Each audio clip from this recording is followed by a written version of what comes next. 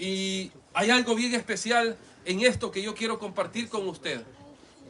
Porque en el propósito grande de Dios, Dios siempre ha querido y siempre quiere de que nosotros como su pueblo, como su iglesia, en este caso Israel como su pueblo escogido y santo, prosperara, le fuera bien, avanzara y conquistara cosas grandes de la mano de Él. El propósito de Dios siempre ha sido que Israel vaya más allá de lo que Él mismo se pudiese imaginar como nación.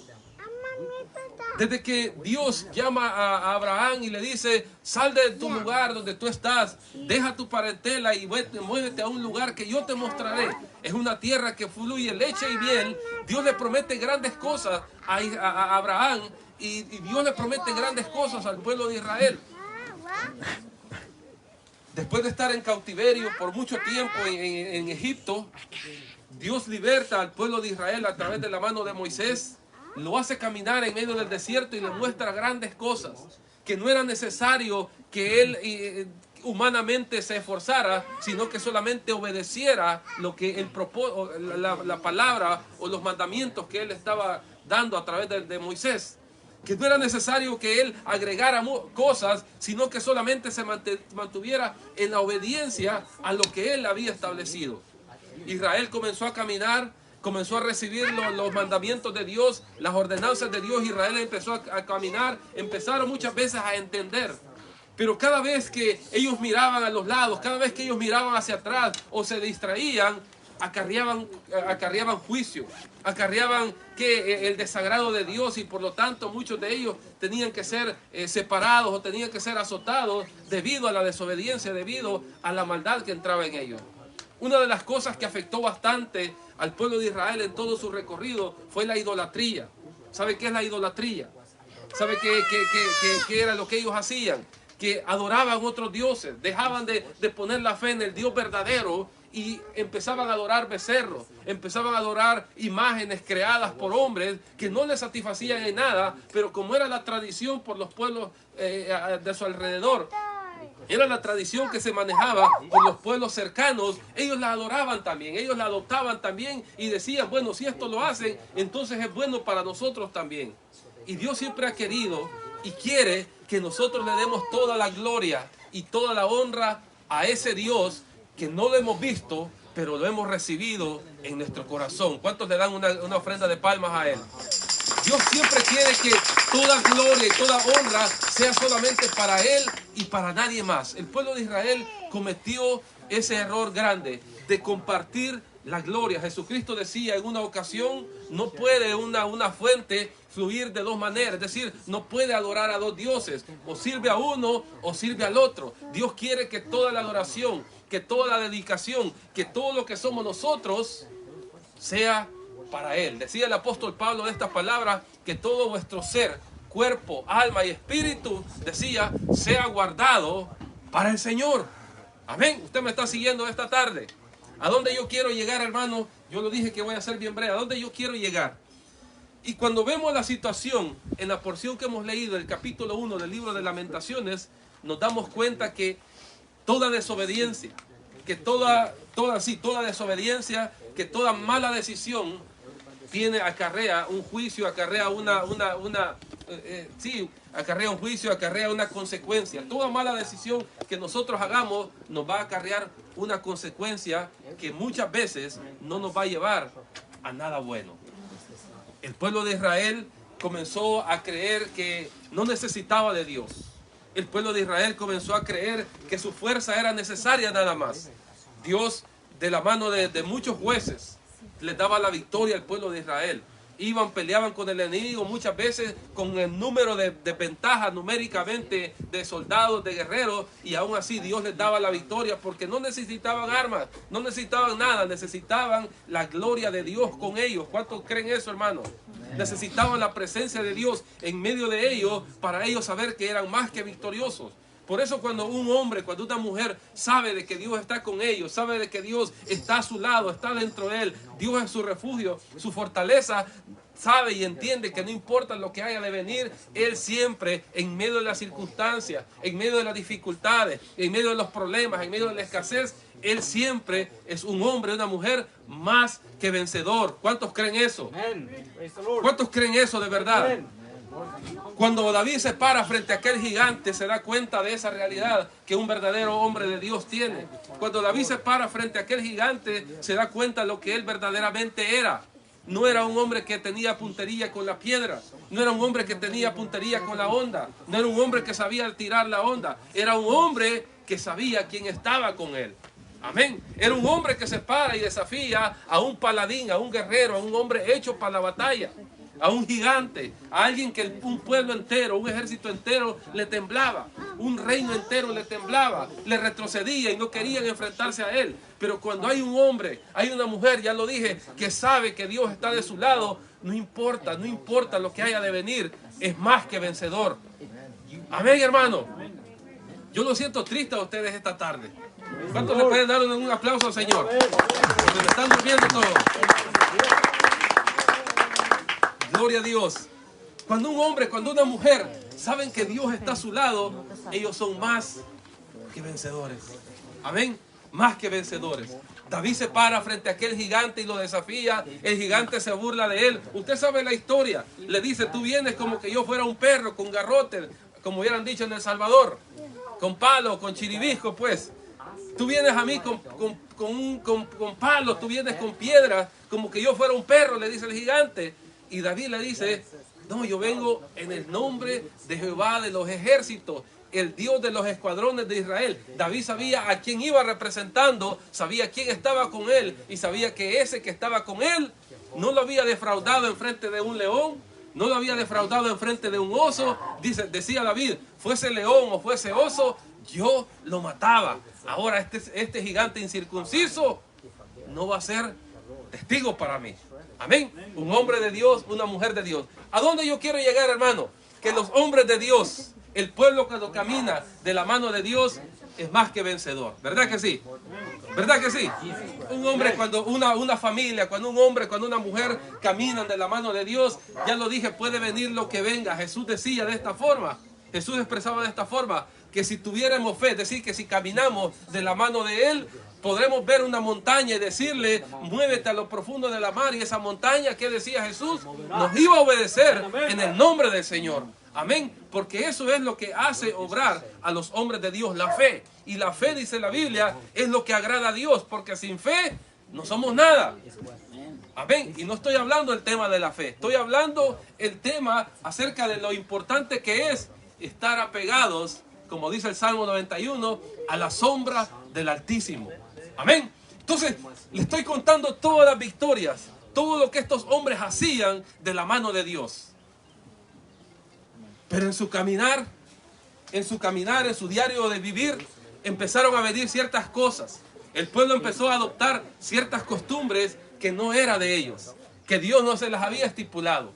Ellos, una de las cosas era que el Señor les había prohibido, era que no tenían que buscar sus hijos, no tenían que buscar mujer o casarse con mujeres extranjeras. Y ellos eran lo primero que hacían. Ellos iban y se buscaban mujeres que no eran de su linaje y desobedecían a Dios. Vemos un hombre muy conocido en la Biblia, del libro de los Jueces, que a pesar de él tener conocimiento, a pesar que desde su nacimiento, aún antes de su nacimiento, era un hombre que Dios había preparado, lo había escogido para ser un libertador de Israel, vemos que él pone sus ojos con una mujer extraña, llamada Dalila, ¿se acuerda? ¿Cómo se llamaba el hombre? No me vaya a decir Noé. No me vaya a decir Abraham. Se llamaba Sansón. Y la Biblia relata la historia de Sansón, que dice de que aún él, el hombre más fuerte que ha existido sobre la tierra, una fuerza sobrenatural dada por Dios, aún ese hombre desobedeció al Señor y puso sus ojos en una mujer extranjera, una mujer filistea. Y la consecuencia fue grave. La consecuencia fue grave. Sansón, después de ser un hombre que se defendía, que mataba a 1000, que mataba a 10,000 con la quijada de un burro, vino a ser víctima. Sus ojos, dice la Biblia, se lo sacaron y ya sin sus ojos dejó de ver lo que Dios le había puesto a que viese de verdad. Y fue víctima de sus enemigos, víctima de sus adversarios, y servía de payaso, servía de burla. Después de haber sido un hombre que había sido puesto para ser libertador, era un hombre que causaba risa porque lo amarraban en las plazas y pasaban sus enemigos y se pasaban burlando de él y decían que no era este el que hacía matazón, no era este el que había sido escogido, y mírenlo ahora. Está destruido, no sirve para nada. ¿De qué le servía la fuerza? ¿De qué le servía nada en aquel entonces? Si ahora no se puede defender, pero ni de un niño. ¿Cuántos alaban a Dios? A raíz de la desobediencia, a raíz de tomar malas decisiones, a raíz de ¿qué es lo principal?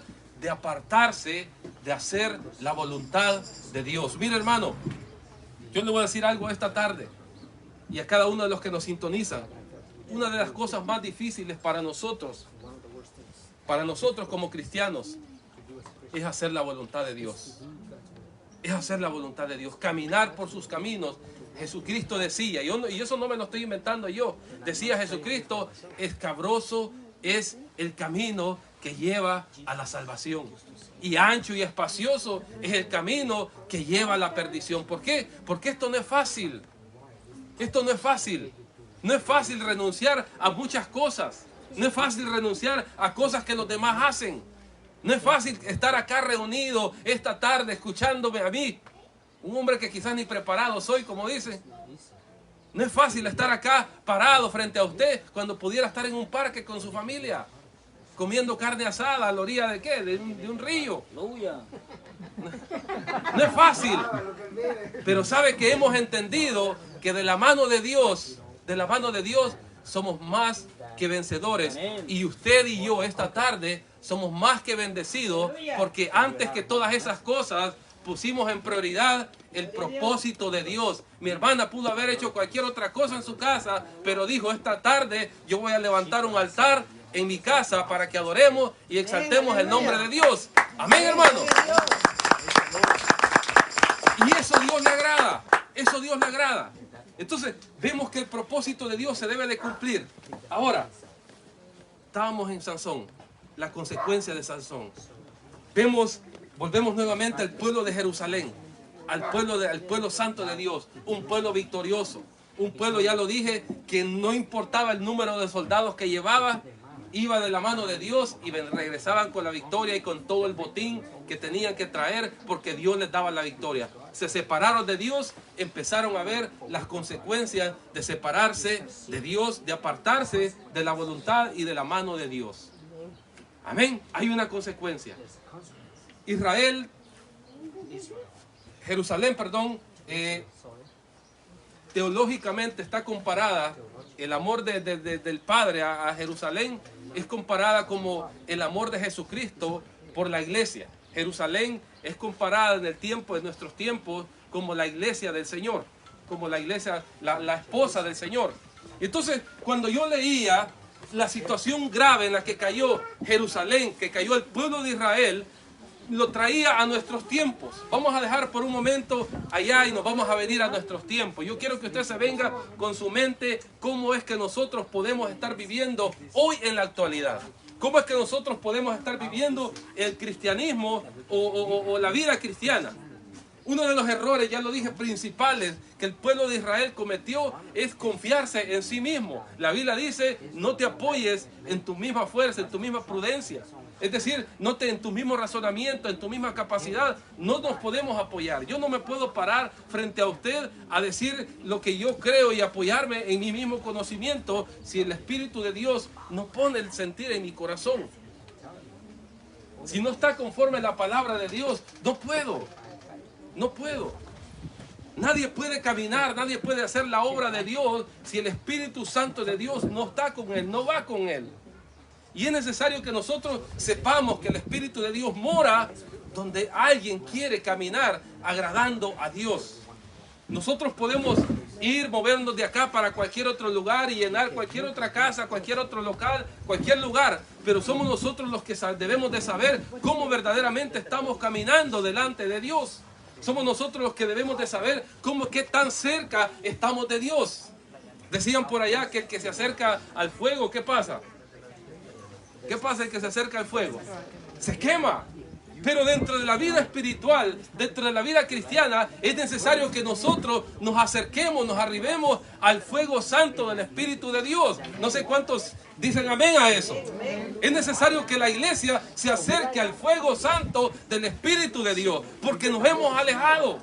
Nos hemos separado. ¿Por qué la iglesia ha dejado de ver milagros dentro de nosotros? ¿Por qué nosotros hemos dejado de ver sanidades dentro de nosotros? ¿Por qué la gente ahora ya no habla en lengua? ¿Por qué la gente ahora ya no llora dentro de las iglesias? ¿No es modernismo? La iglesia no ha modernizado. Yo sigo predicando, yo sigo creyendo en el mover del Espíritu Santo. ¿Cuántos dan gloria a Dios por eso? Yo sigo creyendo que Dios sigue siendo el mismo ayer, hoy y por los siglos de los siglos. Yo sigo creyendo que lo que dice la Biblia del profeta Joel, que iba a haber un avivamiento, algo que el Espíritu Santo iba a venir y que iban a haber experiencias sobrenaturales. Yo sigo creyendo en el Dios sobrenatural, en el Dios que abrió el Mar Rojo. Yo sigo creyendo, yo no sé usted. Amén. Yo sigo creyendo en el Dios que abría el Jordán. Yo sigo creyendo en aquel Dios que le dijo al paralítico, levántate y anda. Yo sigo creyendo en el Dios que le dio el poder a Pedro cuando le dijo a aquel que estaba sentado, al paralítico, le dijo, no tengo oro, no tengo plata, pero en el nombre del Señor levántate. Iglesia del Señor, no iglesia mía. No, yo no tengo iglesia, la tiene el Señor. Iglesia del Señor. Es necesario que nosotros busquemos la presencia del Espíritu Santo de Dios. Porque no se trata solamente que nos reunamos para pasar un rato juntos. No se trata nada más de pasar, de que dejamos de ir al parque, dejamos de hacer aquello porque vamos a ir a la iglesia. No, se trata de que cuando usted salga de este lugar, esta tarde, no el otro sábado, esta tarde, usted vaya con una experiencia llena o nueva del Espíritu Santo de Dios en su vida. Amén. Ya los amenes bajaron. ¿Cuántos dicen amén, hermano? Si usted no cree eso, nos vamos para la casa, hombre. ¿Cuántos alaban a Dios? Hermano, es necesario eso. Es necesario que si hay enfermo en medio de nosotros, ese enfermo debe ir sano. Y yo creo en el poder de Dios. Y si yo le estoy diciendo esto, no es porque yo sea un superhombre, pero yo sí sé que tengo un super Dios. Amén. Que resuelve cualquier situación, que sana el corazón, que sana las heridas, que sana al enfermo, que levanta, dice su palabra, del polvo al menesteroso. Yo creo en ese Dios. El problema de Israel, el problema del pueblo que estamos leyendo en el libro de Lamentaciones es que se olvidó de eso. Empezó a buscar medios de sanación para su interior, para su vida en otros lados. Empezó a buscar por donde no era. El Señor le habla al profeta y le dice, ¿por qué me dejaron? ¿Por qué abrieron cisternas, pozos para sí mismos cuando era yo la fuente de producción, la fuente de agua para ellos? ¿Por qué hicieron eso? ¿Por qué hicieron eso? ¿Por qué se alejaron? Una de las cosas que Dios le manda al pueblo de Dios, a su pueblo santo, en el libro de Levítico, le dice, cuídate de no olvidarte de Jehová tu Dios. Eso es peligroso, hermano. Eso es peligroso, que nosotros como iglesia nos olvidemos de aquel que murió por nosotros. Les digo porque ahora hay grupos, hay iglesias idolatrando pastores, idolatrando líderes, idolatrando gente. Y eso no debe de existir. Aquí nadie más que nadie. Aquí el único digno de la gloria se llama Jesucristo. Amén, hermano. A Él sea la gloria. Y necesitamos permanecer en Él.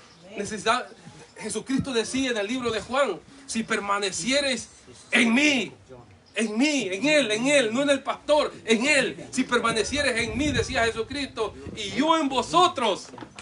Y yo en vosotros, decía el Señor. ¿Sabe qué? ¿Cuál es la clave esa para abrir para abrir?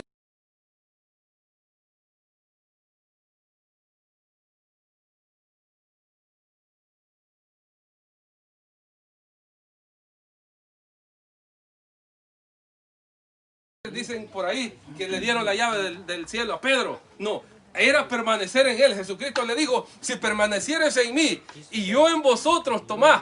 Ahí está la llave. Pedid lo que querráis y os será hecho. ¿Cuántos alaban a Dios?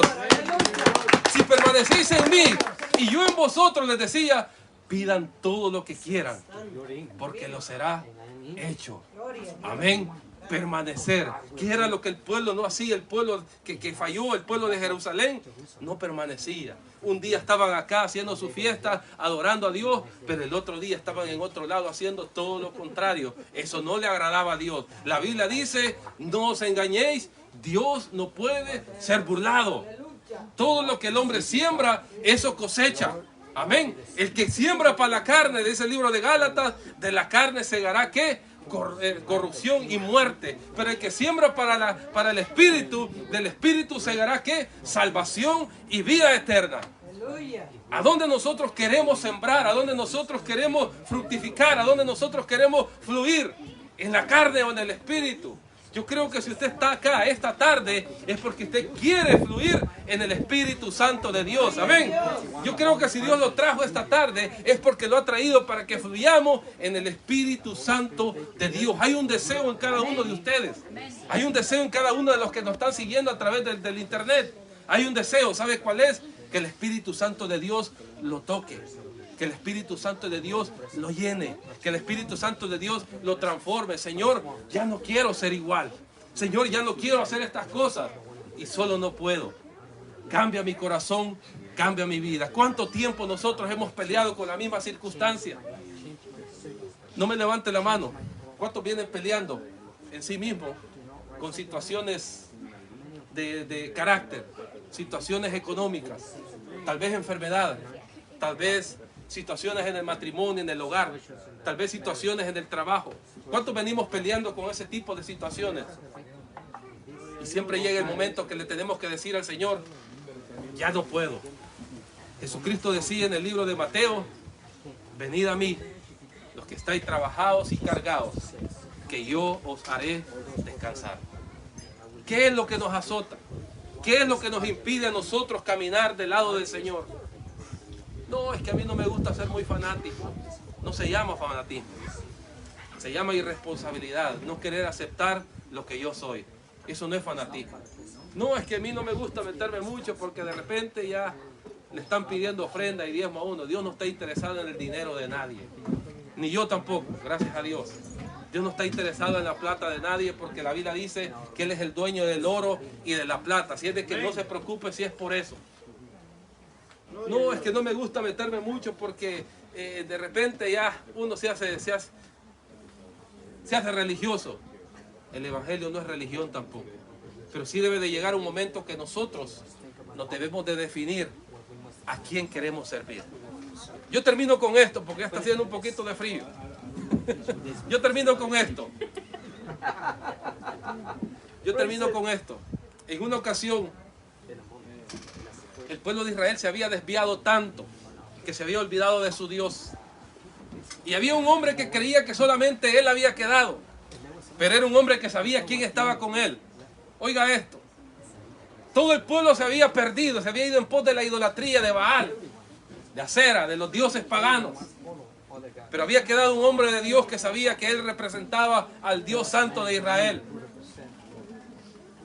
Y dice la Biblia que ese hombre va y desafía a aquellos profetas, a aquellos hombres que servían a los dioses paganos.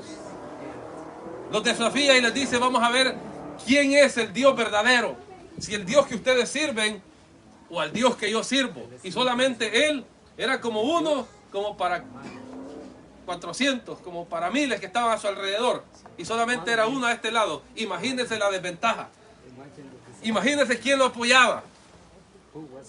Imagínense quién estaba con él aquí. Allá el gran grupo viendo, vamos a ver cómo se comen a Elías. Vivos se lo van a comer, decían.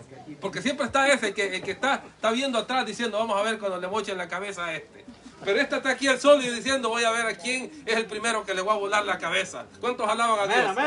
Y está Elías parado, y está aquel grupo de personas, aquella multitud ahí esperando a ver qué es lo que va a pasar.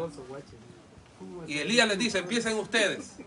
Usted sabe la historia, empiezan ustedes. Aquellos hombres, dice la Biblia, que empiezan a rasgar sus vestiduras, a rasgarse su cuerpo, a clamar, a pedir y a hacer de muchas cosas. Y Baal, dice la Biblia, nunca respondió. Yo creo que hasta el día de hoy todavía están ahí. Nunca le respondió porque no les iba a responder. porque yo le puedo pedir a esta mesa, a esa maceta y rasgarme a esta cosa. Le puedo pasar pidiéndolo el tiempo que quiera, rasgarme y no me va a escuchar porque es un objeto. ¿Cuántos alaban a Dios? ¿Cuántos alaban a Dios? Pero dice en la Biblia que cuando Elías clamó, al instante descendió fuego del cielo y consumió el holocausto. ¿Cuántos alaban a Dios esta tarde? La necesidad que tenemos de caminar de la mano de Dios. Usted quiere ver milagros, usted quiere ver cumplimientos. Cuando usted clama, cuando usted pide, agárrese de la mano de Dios, mi hermano. Eso es lo mejor que un cristiano, que alguien puede hacer, es caminar de la mano de Dios. Porque aquel que camina de la mano de Dios va a ver las puertas abiertas. Sí va a haber tribulación, dice Pedro. Si es necesario que a través de muchas cosas entremos en el reino de los cielos, si es necesario, pero Dios va a estar siempre con nosotros. Usted no va a sufrir solo. Usted no va a padecer solo. Si no, mírenos ahorita. Estamos acá porque no tenemos a dónde congregarnos. Porque la ley y los gobiernos lo han prohibido y está bien. Pero eso no ha dejado de que nosotros venimos acá esta tarde a alabar, a exaltar el nombre de Dios. Amén. Nos restringen muchas cosas, pero nosotros sabemos quién está con nosotros. Amén. Y yo le doy gracias a Dios. ¿Sabe por qué? Yo le doy gracias a Dios. ¿Sabe por qué? Porque cada uno de ustedes, con sus familias, con sus hijos, cada uno de ustedes, todos los que están acá, han oído decir del virus, han oído decir de la bacteria, pero ustedes saben y están acá porque saben de que Dios es más poderoso que cualquier cosa que se está moviendo allá afuera. Amén, hermano. Y en el nombre del Señor, ese virus no nos va a tocar. Amén.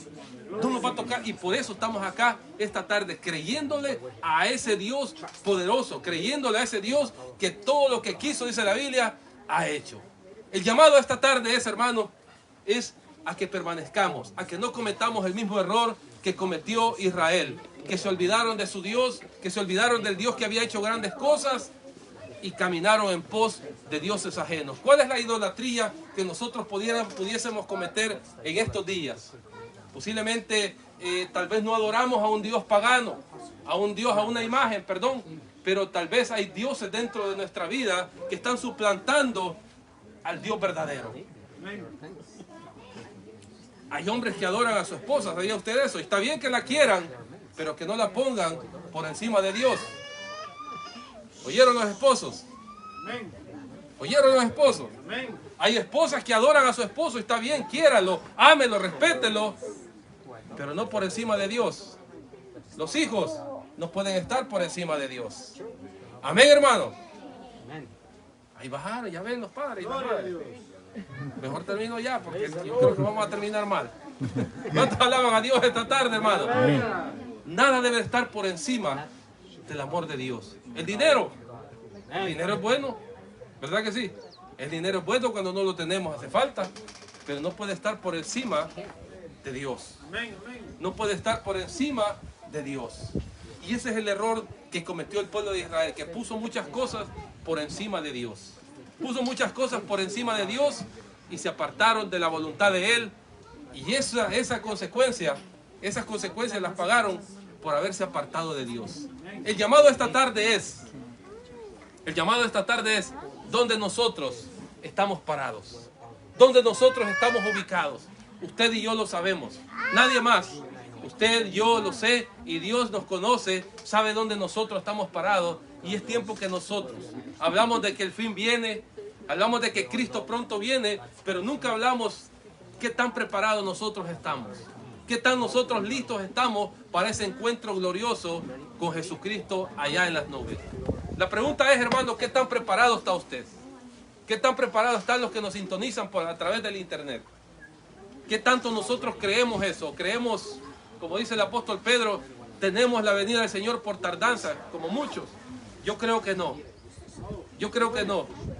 Había un pastor que yo respeto mucho, quiero mucho, el pastor Mauricio, y me dijo una palabra una vez que a mí nunca se me olvidó. Decía, vivamos como que vamos a vivir 100 años, preparémonos, como que vamos a vivir 100 años, pero vivamos como que es el último día de nuestra vida. Es decir, vivir preparado por si viene el Señor hoy, pero prepararnos también por si vamos a pasar 100 años acá, pero que la fe y que la esperanza siempre esté con nosotros. Amén. De que si Cristo viene hoy, usted y yo seremos levantados. El pasaje que leímos es un pasaje muy triste, porque las calles de Jerusalén quedaron desiertas. Las calles de Jerusalén quedaron asoladas, las fiestas dejaron de hacerse, dejaron de adorar, dejaron de cantar a través de la desobediencia. Dice ahí que sus calles estaban solas, sus sacerdotes lloran, sus vírgenes claman y gimen porque no hay nadie, se acabó, hay oscuridad, había tiniebla. Sus enemigos, los amigos que tenía, aquellos con los que Israel contaba, ahora se burlaban de ellos y eran sus enemigos. ¿A causa de qué dice? A causa del pecado y a causa de haberse apartado de hacer la voluntad de Dios. Hermano mío, esta tarde yo termino y te digo esto. Cuidado, es peligroso apartarse de hacer la voluntad de Dios. Peor cuando nosotros ya hemos caminado, ya nos hemos deleitado, ya sabemos lo que es estar dentro de la presencia de Dios, es peor todavía. Cuídate tu corazón, cuida tu relación con Dios. Mira, eso es lo peor que alguien puede llegar a perder. Acá nosotros podemos llegar a la bancarrota, podemos perder negocios, podemos perder casa, podemos perder cualquier cosa, pero que la relación con Dios nunca la perdamos. Amén, hermano, que la relación con Dios no la perdamos, porque el día que el hombre y la mujer pierden su relación con Dios, ese día está muerto espiritualmente. Ese día cayó en oscuridad. Ese día vino la tiniebla sobre él. Y que Dios tenga misericordia de cada uno de nosotros. Póngase de pie esta tarde, hermano. Póngase de pie.